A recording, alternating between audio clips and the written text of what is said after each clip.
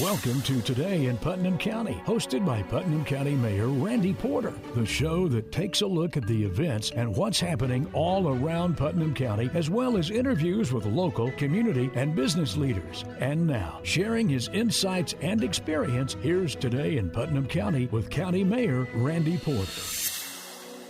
Welcome to Today in Putnam County. I'm your host, County Mayor Randy Porter. Thanks for joining us this week. Hope you're having a great week. The show this week is about one of my friends here in Putnam County that I've got to know really well. He is the managing editor at the Cookeville Lifestyle magazine, and he's one of the greatest musicians I've heard when it comes to a guitar and a mandolin and songwriting. He's just got it all. He's a jack of all trades, and that's Andrew Buckner. Man, thanks for being on the show. We did a couple shows, it's been 2 or 3 weeks ago, with talking about Cookeville Lifestyle magazine, and just sitting there thinking, we were talking about all that you do, and I thought, I got to have Andrew back on the show. Well, thanks for having me, Randy. You know, I think the world of you, and I'm happy to be here, and I appreciate the kind words. Well, there used to be this show on TV called This Is Your Life, and they'd bring somebody on. They didn't know they were coming on, and then they'd talk about all the things they'd done in their life. Well, we're going to do something similar to that because you have a great success story, I think, and I think folks need to hear about it. I think it's very interesting. And so you were born and raised in Monterey. Yeah, that's right. But both my parents were from Monterey. I grew up just outside of Monterey, went to Monterey High School, graduated in 2006. And Monterey, small town. Yeah. I don't know if you were like we were. I grew up in Macon County on a farm, small town Lafayette, and it was, and I say this truthfully, we were poor, but we didn't know it.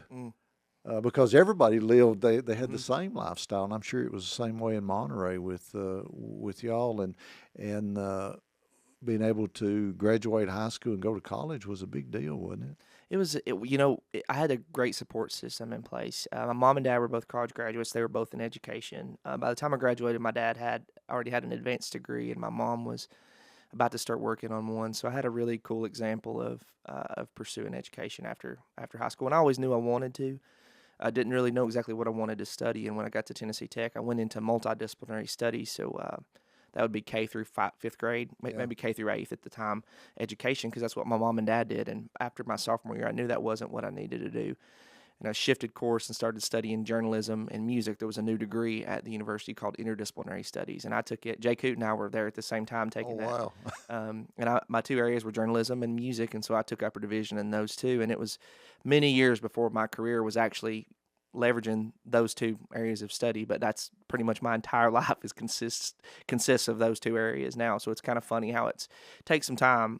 When I graduated in 2010 from Tennessee Tech, it was right in the middle of the recession. And went to work at Averett Express, taking 80 phone calls a day doing customer service, and was happy to do so. I say happy, not really happy, but I was thankful. It's great to have a job, though. Yes, it was great to have a job, and so it took several years before I began to write and do music professionally. But I'm grateful for the path that I've been on. So let's talk about the music part of it first. When did you decide in your life that music was going to be a part of it? I mean, you're a very good guitar player. I don't think I've heard anybody that's any better than you are, and locally here especially. How did all that happen? I mean, did that just come natural to you, or did you have to take lessons, or tell us about that? Well, I have a very distinct memory. I was probably 13, and I heard the unplugged version of Eric Clapton's song "Tears in Heaven" on the radio. And I thought, man, I don't know what this is, but I have to do this thing. But unfortunately, I was pretty much tone deaf. My mom and dad could vouch for it. Yeah, if every string of the guitar was out of tune, I couldn't hear it. I had no pitch recognition whatsoever, so it didn't come naturally. But I played sports at Monterey, so I would be playing shortstop or right field or center field or wherever I was at for the night, or basketball. And I'd think, now, if I get home, I can get 30 minutes of practice in. I can get an hour and a half in if it's after a baseball game, So it kind of just captivated me. And after a while, the pitch issues started correcting themselves. And then Johnny Kimbrough moved to Monterey for my senior year to teach choir at Monterey, and he really poured into my life and helped me tremendously. And then I was thrown into a lot of situations where it was a group of guys that played by ear, a lot of improvisation, and so I'd have to kind of sink or swim there. And then I started taking lessons when I was about 15 from a wonderful musician named John Fox. And I'm actually in a band with John now, which is kind of funny because he's just one of my heroes. He's one of the greatest musicians you'll ever see. He's from this area. He's incredible. and a wonderful man too. But I took lessons from him, and then from there I started studying. Throughout college, I took lessons with Doc Stone at Tennessee Tech. He was an adjunct professor, and he played on the Opry for 7 years straight. He was an incredible musician, and he really helped me a lot and kind of steered me in some specific directions. And then I studied online, and I still study up to this day. So I'm working on some jazz guitar stuff right now, and then it captivated me. Once I was bit by that bug, I couldn't stop. And so it wasn't an easy journey at first, but it was the love was always very strong for it. And I've said many times, if I had to choose between being musical or being a musician, I'd be musical. I would. The love of music is way more important than the love of playing, if that makes sense. Yeah. And so I'm really grateful to get to share that passion in a bunch of different outlets now. Talking with Andrew Buckner. He is the managing editor for the Cookeville Lifestyle magazine, but he's also a great musician. And we're talking about his early days and learning to play the guitar. And so how'd you get past the tone deafness? That seems like that would be almost insurpassable. Well, I teach lessons now, and I kind of have a personal theory that I think that barring some type of medical issue, there's no one that can't learn to play and get through those barriers. I think mine was just repetition and listening to feedback from people, and listening to feedback, recording myself and listening to that and giving myself critiques and feedback. And over time, that internal muscle it got sharper and sharper and sharper. It's weird how what 500 hours will do to you. Hours alone in a room, listening to great records, playing guitar, tuning. Even if you don't know that you're in tune, you have an electronic tuner that's doing the guitar that's for doing you. it for you. Yeah. And so over time, that absorbs in you, and your pitch improves. It's just like anything else. It's like the only difference between being a writer and not being a writer is writing. Leading, whatever it may be. You may not be an expert at it, but you can do it. And getting started is kind of the toughest part. But like with my students, I tell them 5 or 10 minutes a day is much better than no minutes a day. No minutes a day. Yeah, and so it was weird. I wish my mom and dad were here. I really do, because my mom could take it. She listened to me play some bad music for a very long time, and she could say she can probably tell you when that transition started, because her life improved. I remember I took piano lessons when I was in the 3rd and 4th grade and absolutely hated it. Yeah. And to go home, and I think, the misery they had to be going through listening to me trying to play. Oh man! So did you, when you were younger, did you get in a room and play those songs you really liked, and then try to mimic what they were and play along with them? Yeah, for sure. I would play along with them or play by myself. And my grandma was a great pianist, and my mom was actually a saxophone player. She didn't play when I was a child, but she played at Tennessee Tech. She was a great saxophonist. So you got some genes there. I had some from both sides of my family. My dad's side with my grandma, and my mom being a saxophone player kind of poured into me. And then my grandpa's family was a huge musical family, some wonderful musicians, mandolin players and guitar players. My cousin Cecil Garrett, he's my grandpa's age, but he's technically my cousin. He's a wonderful mandolin player, and his brother Bobby's a great guitar player. And so I was around all these people, and I really just wanted these people to respect me, So I wanted to hang as best as I could with them. And my grandma really helped a ton. I was hearing music all the time, and she babysat me when I was a kid, and we were listening to Fats Domino and Chuck Berry and all this awesome stuff on 8-tracks, actually.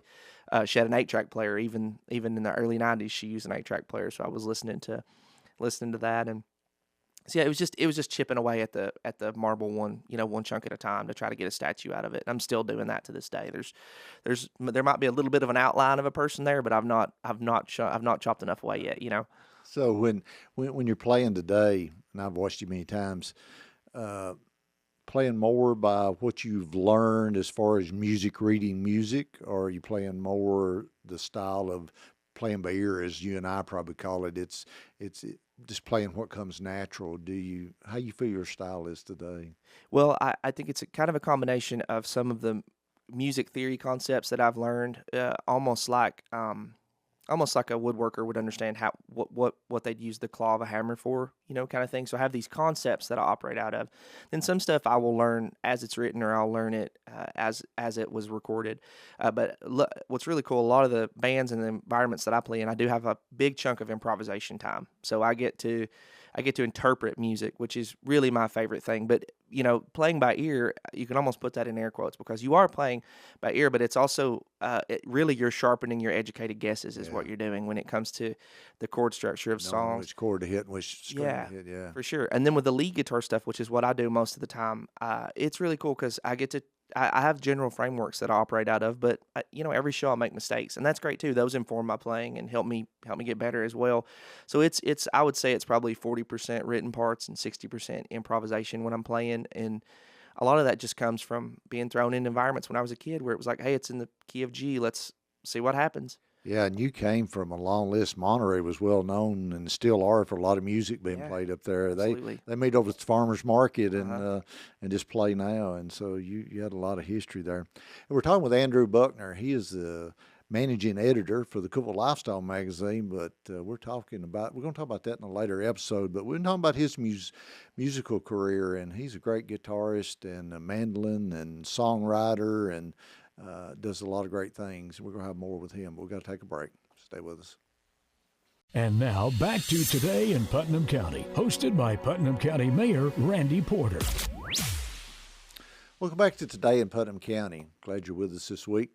This week's show is about a good friend of mine, Mr. Andrew Buckner. He is the managing editor at the Cookeville Lifestyle magazine, but he is a great musician, an accomplished musician, songwriter, plays a lot of places here in town over the years and recorded his own albums. And we've been kind of picking up with Andrew where he started back in Monterey and growing up and coming to college and everything. But Andrew, you kind of switched from a guitar to, I would think, would be the hardest instrument that there is to play, a mandolin.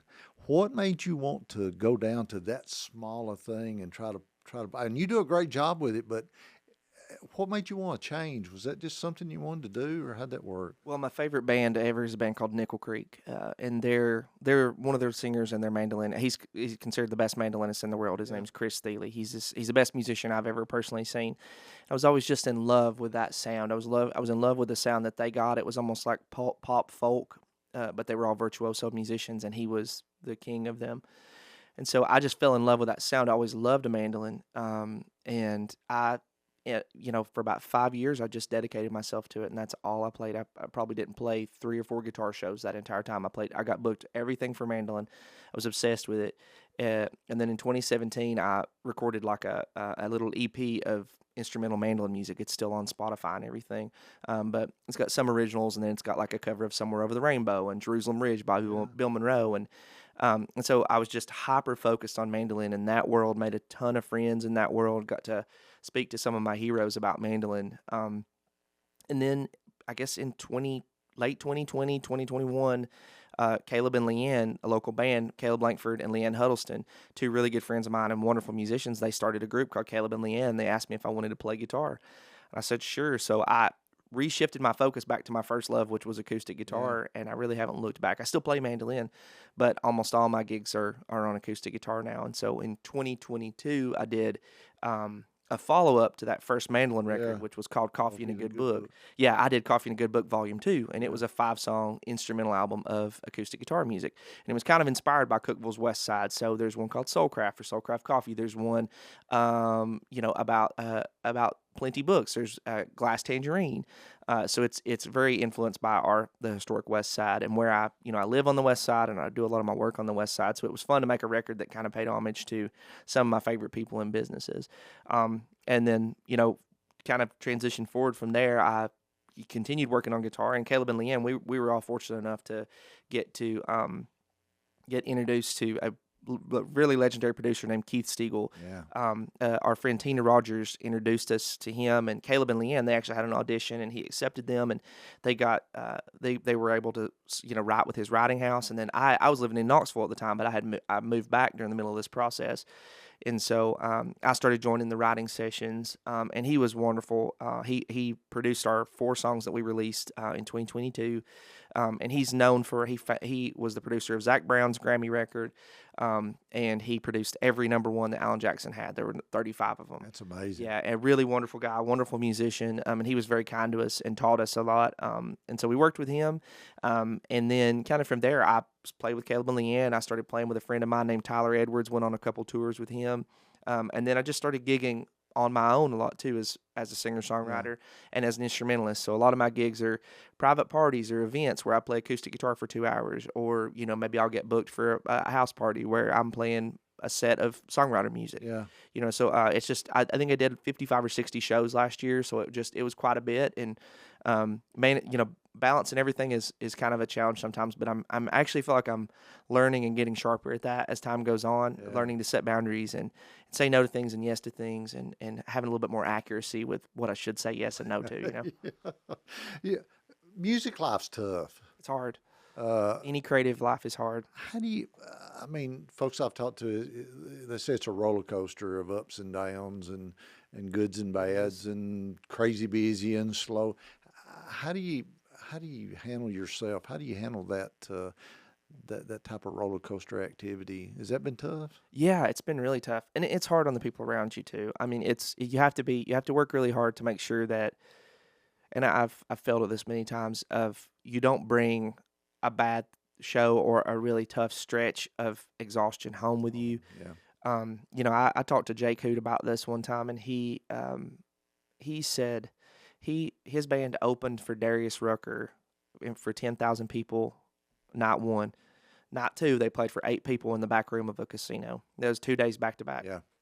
And it's this creative thing is it is a roller coaster, and it's a thing where you have to, like, to survive it and to thrive in it, you have to become bulletproof to a certain extent.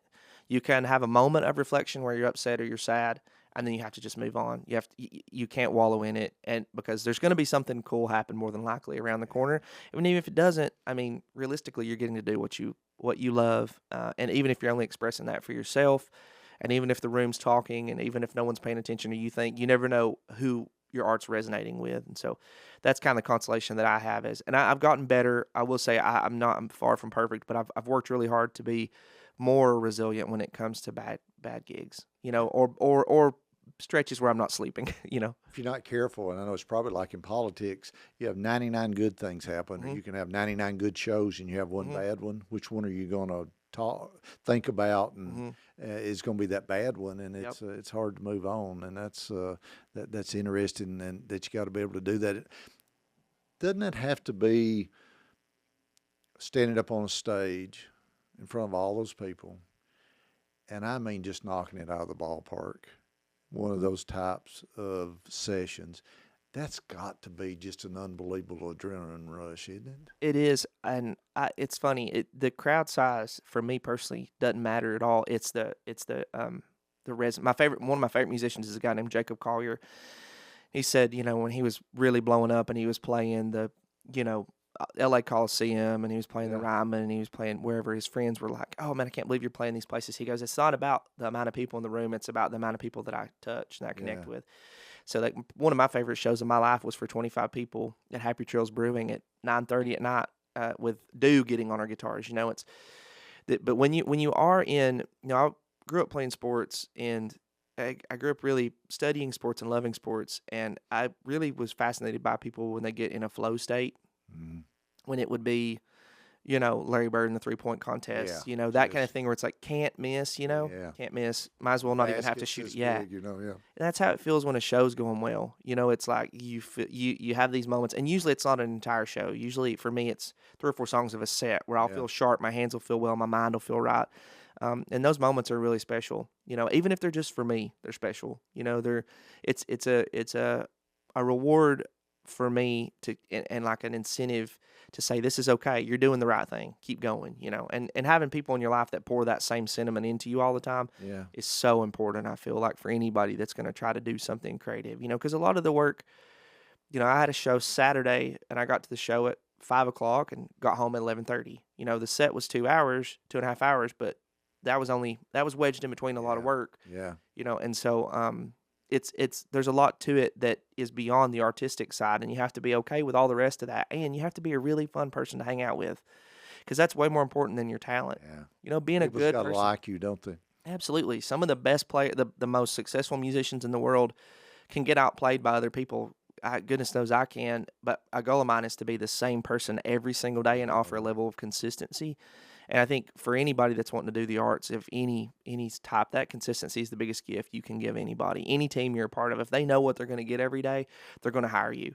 And I think that's a really special lesson that I've got to learn watching some of my favorite musicians and see how they're the same person every single day.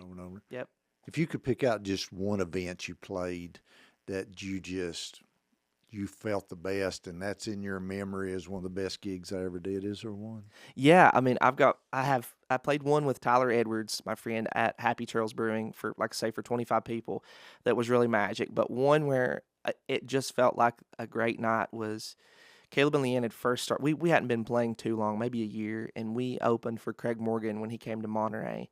It was 45 degrees outside. It was so cold. By the end of the set, I could barely use my hands because my hands really lock up. I remember when I played shortstop in high school, a ball would hit to me, and if it was below 40 degrees, I couldn't feel the ball in my hand. But it was so cold, but I felt like we punched above our weight that night. We were greater than some of our parts, and it felt really good. And it was for our hometown. There was 2,000 people there, and it was all people that had watched Caleb and I growing up, and all the random weird things we would play that we got asked to play, and it was a really nice night to be like, oh, okay, well, we did what is our best, I think, and that's a night that I look back on really fondly. Yeah. We're talking with Andrew Buckner on our show this week. We got to take a break.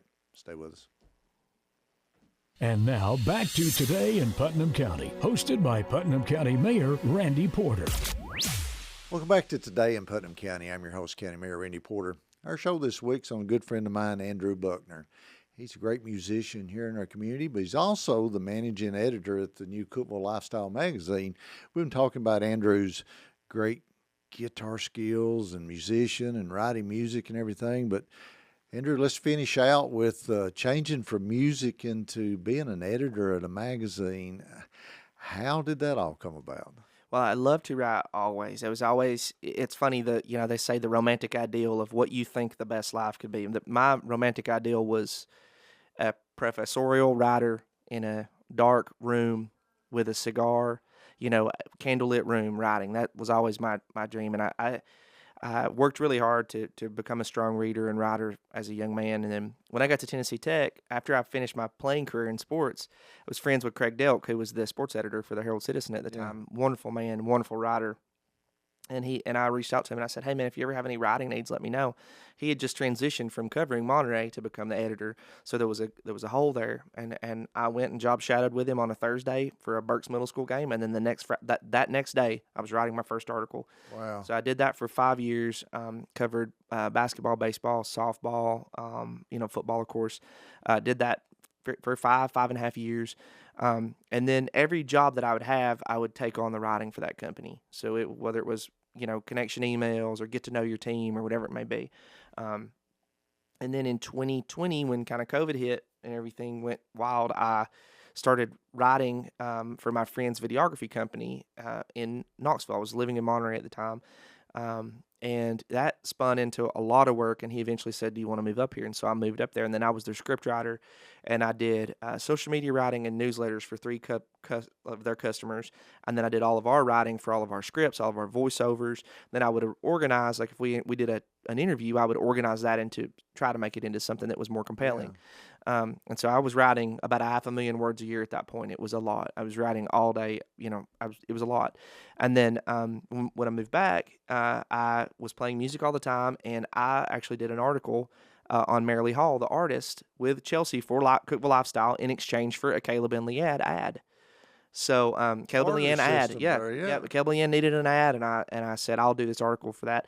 And then the next edition, Chelsea had me write 7 articles, and then the next one she made me the editor without even asking me. She printed it as me the editor, and then she said I knew you'd say yes. Let me tell you something, Andrew. I made you editor. I did that about 6 months ago, and I forgot to tell you. She put it in the Movers and Shakers from 2023 because I remember we went to Justin and Hannah's coffee shop and. To Vertical, and I got a copy of the magazine, and it said that I was the editor, and I was like, well, she hadn't even asked me, but she said, I knew you'd say yes. And Chelsea's wonderful. She's the best writing environment you could ever be in. She's so egoless and kind, and she's just an amazingly talented person. And so I've just been writing nonstop ever since. So I studied it in college. I studied journalism and did a lot of writing in school. And then sports journalism was actually my first gig in writing, and I still love that world. And so, but I write a lot, and I'm grateful for everything I get to do. You know, writing is one thing. Editing writing is something else, isn't it? It is. And I would think that me writing on stuff, but trying to take someone else's stuff and editing that like you do for the magazine, I mean, you got to really be up on your vocabulary and words and how to get those thoughts straight, because I know when I write some of my articles and stuff, I have a friend of mine that goes over that and edits it, and you know, he makes it sound good. That's what you've got to do, isn't it, when you're editing, making sure that it sounds good? Well, I kind of when I was a young man, I played with a wonderful musician named Chris Key. He's a brilliant piano player and studio owner outside of Nashville. And he said something to me. He said, always play and record for the song. Do what the song asks you to do. And that's how I approach writing. I have this belief that in the type of writing that I'm doing primarily, if a reader has to leave the page to go look up a word, I didn't write that for them. I wrote that for me. Yeah. And that's how I edit as well. I want everything that we do to be readable and a celebration of whoever the feature is or whatever the business is. Without having to go to the dictionary and look up some of these words that people want to put in articles. Yes, I just want you to be able to drop in and everything feel accessible and everything feel like a human being wrote it. And that's how I edit. And thankfully, we have some people that do guest writing for us are phenomenal. I mean, Shan Stout's one that comes to mind. Molly Brown. These people, it requires no editing, very basically. Little editing, you know, because their voice is so strong and so good as right. it is. Elizabeth Sophia from Tennessee Tech, she did an article amazing. for us. Oh, yeah. brilliant writer. She did a wonderful, wonderful job. And so a lot of that editing is easy on me because we've got some really great people that help us. And so I don't want to change their voice. I just want, all I really care about is making sure that everything we submit has the same spirit, and that spirit is positivity and a celebration of people, you know. And that's because we're not a news outlet. We're not reporting on car crashes. We're not reporting on controversy. We're reporting on what makes this community great, and the 98% of things that we do agree on, whether we even realize it or not. People's lives that you're writing about and their stories. Did you ever think that when you started, though, when you bartered and got the free ad and wrote that for it, that Cookeville Lifestyle would be as big as it's become? You know, I didn't know Chelsea that well then, but once I really got to know Chelsea, I'm just on her team. Yeah, you know, she's a great person. I just believe in her as a person, and so and now the team is so much stronger. I mean, I think Chelsea would say this: having Emily Boucher and having Jamili and having Abby Whedon. I mean, just a wonderful team of people that really tightened us up a lot. And like this edition that's coming out is going to be really special. Abby took the lead on this one. I don't know if I'm even allowed to say yet what it is, but Abby took the lead on this one, and it's really, really special. And we got to celebrate some incredible people, and having her on board, man, what a creative force she is, and such a good person too. And so, I'm the lone guy in the team, which is funny. You poor thing. Yeah, it's so funny. I love it. I find myself in teams all the time, and it seems like I'm the only guy on the team sometimes. But it's great. I learned so much from these wonderful women and their talent and their perspective, and just the drive that everyone I just mentioned has is incredible. You know, I challenge anyone that reads the magazine or that knows me, get to know Chelsea. Yeah. She's special. Our community's stronger because she's here. I genuinely believe that. She has no ego, and a good idea is a good idea, even if it's the exact opposite of what she just said. And I can't state enough how much I respect that in her. She's an amazing person. Yes. I was reading an interview that you did with some magazine, and you said in that interview for you that it was more important. It's more important to be great than it is to be successful. What do you mean by that? So one of my favorite movies is the movie Elizabethtown, and the quote that comes from that movie, the main character gets fired for a mistake that's not his, but he gets fired because of money, loss of money for the company. And he said, "I learned that day that success, not greatness, is the only God the entire world serves." So I could be a really successful pharmaceutical head that's price gouging diabetes medicine, or I could be a really really great custodian at a school that makes everyone's lives better through their work. And to me, I have infinite more respect for the greatness of someone owning whatever section of life they have, because there's no difference to me. There's no difference in woodworking. There's no difference in being a custodian or being a musician to me. If you put your time into it and you work and you become the best at it and you treat people with respect, that's greatness to me. And that matters a lot more to me than success, Good point. Final question. If you could play with any group right now that's out there, what would it be? You got a group that just sticks out to you? I've said for years that my dream gig would be to be Ben Rector's utility player, to play mandolin and acoustic guitar around his brilliant songwriting and piano playing. I'd say that's probably my dream gig. Let's hope that comes true. Yeah, that'd be great. Andrew, thanks for being on the show. Thanks for your Randy. friendship. You do a great job. If you have a chance, Andrew's does a lot of gigs with Caleb and Leann, and on your own, does a lot of songwriting. He's got albums out there. Check out his music. He does a great job. And then check out Cookeville Lifestyle magazine.